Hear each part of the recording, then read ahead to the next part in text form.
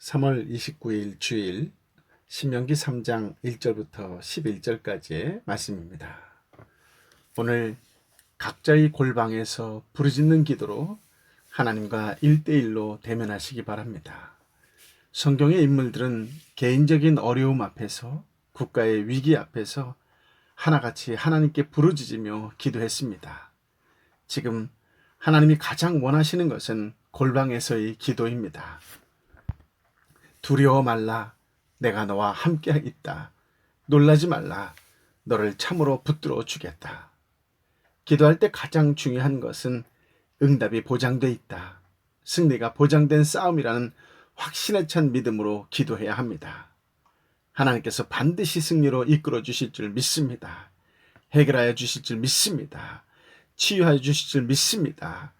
회복시켜 주실 줄 믿습니다.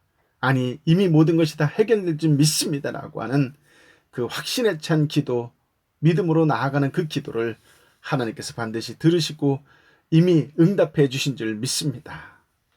모세의 첫 번째 설교 중 지난 40년에 대한 회고가 신명기 3장에서 계속됩니다. 3장은 무엇보다 이 시대를 어떤 정신으로 살아가야 할지를 보여주는 아주 중요한 말씀이지요.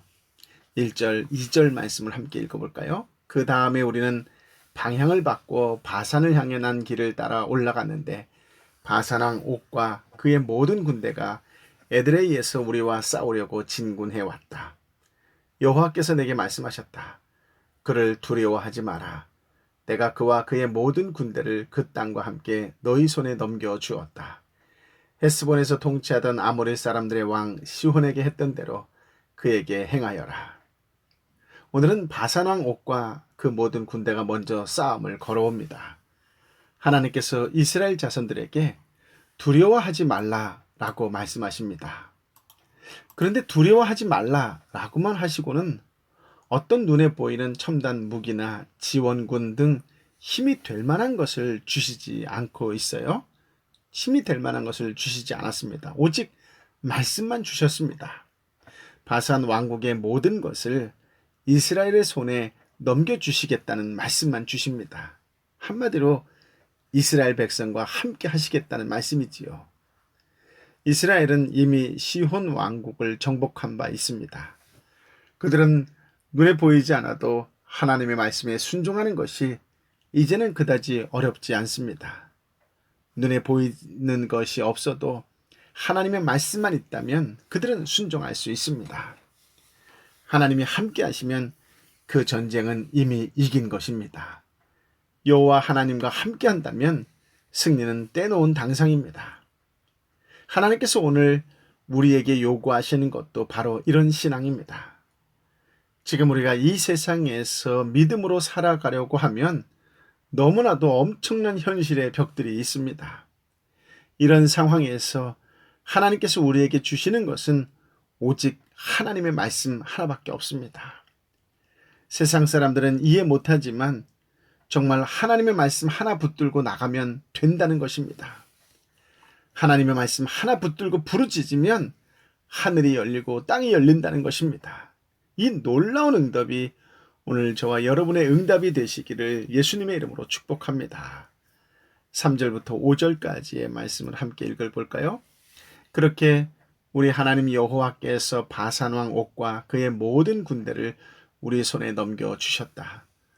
우리는 그들을 쓰러뜨려 아무도 살려두지 않았다. 그때 우리는 그의 모든 성들을 손에 넣었다. 60개의 성읍들 가운데 그들에게서 우리가 빼앗지 못하는 성은 없었는데 곧 바산에 있는 옥의 왕국 아르곱 지방에 있는 것들이다. 이 모든 성들은 높은 성벽과 성문과 빗장들로 단단하게 방비되어 있었고 성벽 없는 마을들도 매우 많았다. 정말 눈으로 보고도 믿을 수 없는 엄청난 일이 일어났습니다. 이스라엘이 바산 왕국과 어떻게 싸웠는지에 대하여는 구체적으로 나오지는 않지만 이스라엘은 대승을 거두었다는 것입니다. 그러나 여기서 우리가 한 가지 조심할 것이 있습니다. 성경이 너무 짧게 승리의 소식만 전한다고 해서 이스라엘이 아무런 수고 없이 식은 죽 먹듯 손쉽게 승리를 쟁취했다라고 하는 것이 결코 아니라고 하는 것이지요. 하나님의 일 중에는 쉬운 것이라고는 하나도 없습니다. 하나님의 일 하나하나가 너무 어렵고 힘들어서 때로는 감당할 수 없을 것 같을 때도 많지요. 그래서 도중에 포기하고 싶고 주저앉고 싶을 때도 얼마나 많은지 모릅니다. 실제로 포기하는 분들도 있습니다. 이스라엘은 온 힘을 다하여 겨우 한 가지를 해낼 수 있었습니다.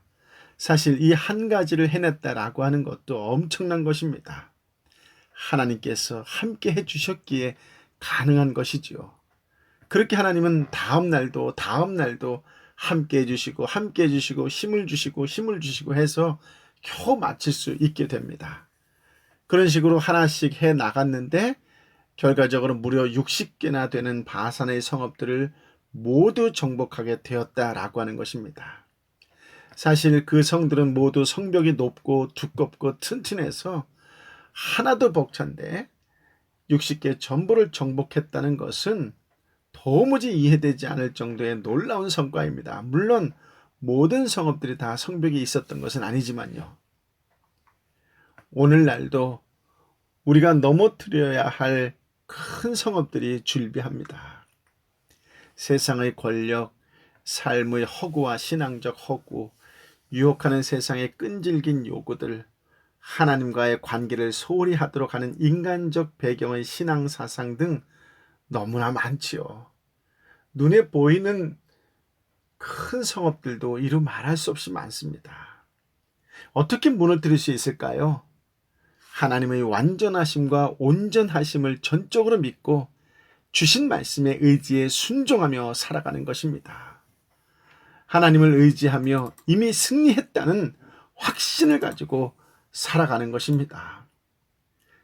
명심할 것은 하나님은 결코 요술방망이 두드리듯이 뚝딱 해치우지 않았다는 점을 꼭 기억하시기 바랍니다. 출애굽 2세대가 1세대와 다른 점이 무엇일까요? 하나님이 손에 붙여주신 것을 놓치지 않고 끝까지 붙들었다는 것입니다. 출애굽 2세대의 강력한 신앙적 파워는 남달랐습니다. 믿었습니다. 하나님이 붙여주셨고 하나님이 함께 하셨다는 믿음이 강하였습니다. 왜냐하면 그들은 믿음이 없는 부모의 세대가 가진 아픔이 무엇인 줄 알았기 때문이지요. 실패의 경험이나 아픈 경험이 깨달음으로 이어진다면 그 경험은 귀한 가치를 지닙니다. 6절부터 10절까지의 말씀인데요. 함께 읽어보겠습니다. 우리는 헤스본 왕 시혼에게 한 것처럼 그들을 완전히 멸망시켰다. 남자, 여자, 어린 아이들 할 것 없이 성 전체를 멸망시켰다. 그들의 성에서 모든 가축들과 물품들을 전리품으로 취했으며 그때 우리는 이 아모리 사람들의 두 왕에게서 아르논 골짜기부터 헤르몬 산까지 요단강 동쪽 영토를 빼앗았다.